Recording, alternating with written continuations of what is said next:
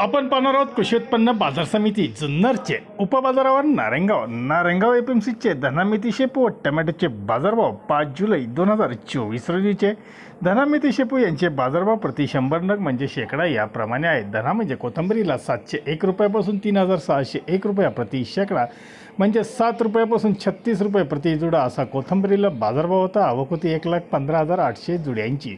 मेथीचे बाजारभाव 301 रुपयापासून 3,201 रुपया प्रति शेकडा म्हणजे 3 रुपयापासून 32 रुपये प्रति जुडा असा मेथीला बाजारभाव होता। आवक होती 69,600 जुड्यांची। शेपूचे बाजारभाव 1,401 रुपयापासून 2,601 रुपया प्रति शेकडा म्हणजे 14 रुपयापासून 26 रुपये प्रति जुडा। आवक होती 12,900 जुड्यांची।